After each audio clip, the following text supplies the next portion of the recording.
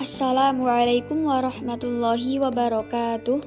Baik, saya Azimatudianah dengan NIM 53040210015 dari kelas Bahasa dan Sastra Arab A. Di sini saya akan menjelaskan mengenai kitab Akhlak Tasawuf, yaitu At-Tasawuf wal Akhlaqil Marhalah Ats-Tsaniyah, Qismul Aqidah wa Da'wah wal Fikr, dari halaman 25 sampai halaman 27. Untuk melengkapi tugas UAS mata kuliah Akhlak Tasawuf dengan bimbingan Bapak Dr. Agus Ahmad Suaidi LC.MA. Baik, dari kitab halaman 25, lanjutan dari halaman sebelumnya telah disebutkan bahwa terdapat sebuah resep kesopanan diperlukan dalam berurusan dengan beberapa orang pada suatu waktu tertentu. Pada halaman 25 yaitu dijelaskan al-mudaroh ma'an nafsi, yaitu menghiasi diri sendiri.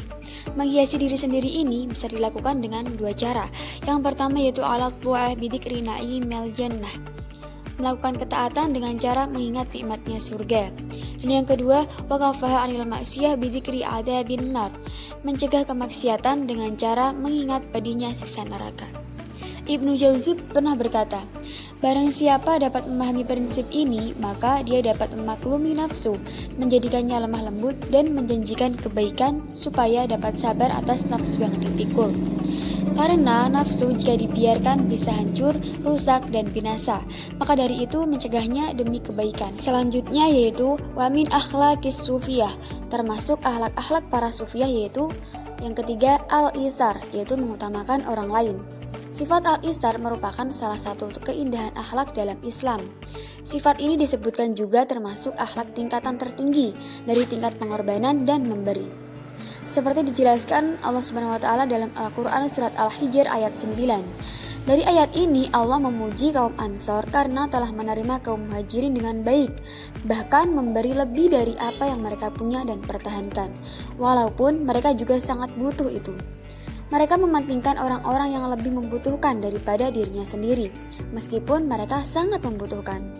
Jadi tingkatan sifat al-isar itu lebih tinggi dari sedekah, karena orang yang bersedekah bisa jadi memberikan hartanya karena sudah cukup atau tidak terlalu butuh, tidak sampai sangat membutuhkan.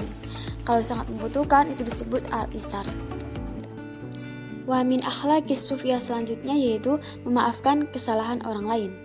Bahkan alangkah baiknya jika membalas kejahatan seseorang dengan suatu kebaikan. Sebagaimana kisah Nabi Muhammad SAW ketika Isra Mi'raj. Ketika Mi'raj, Nabi bertanya kepada malaikat, "Saya melihat istana-istana yang tinggi sekali." Lalu Nabi bertanya, "Wahai Jibril, milik siapakah istana-istana ini?"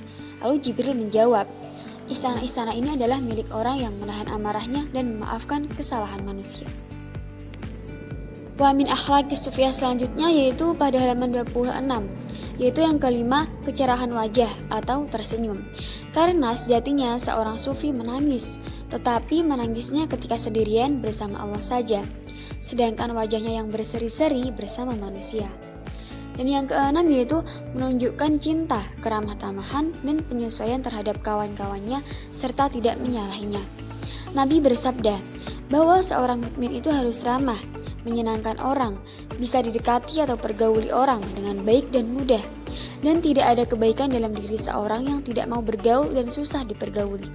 Ini termasuk pancaran akhlaknya Rasulullah SAW yang diwarisi para sufi.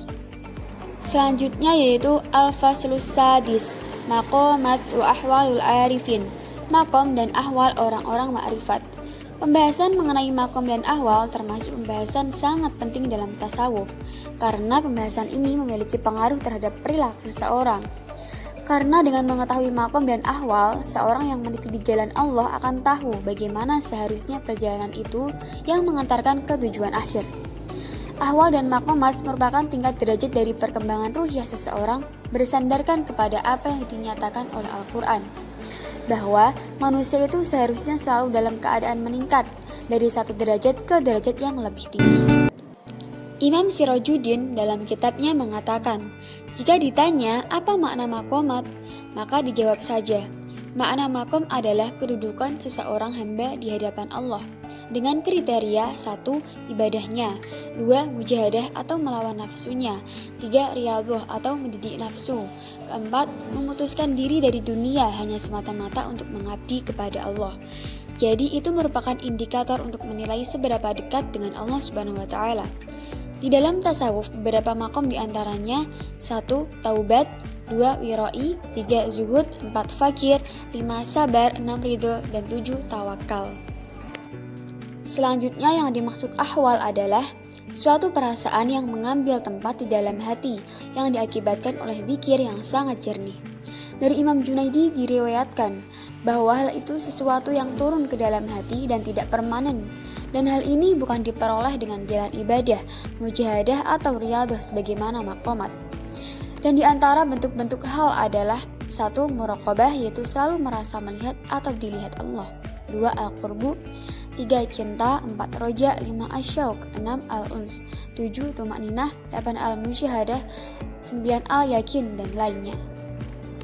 Baik, sekian penjelasan mengenai kitab Akhlak Tasawuf dari halaman 25 sampai halaman 27. Saya mohon maaf yang sebesar-besarnya apabila terdapat kesalahan dalam pengertian maupun kesalahan dalam menjelaskan maknanya. Sekian dari saya, semoga bermanfaat. Wassalamualaikum warahmatullahi wabarakatuh.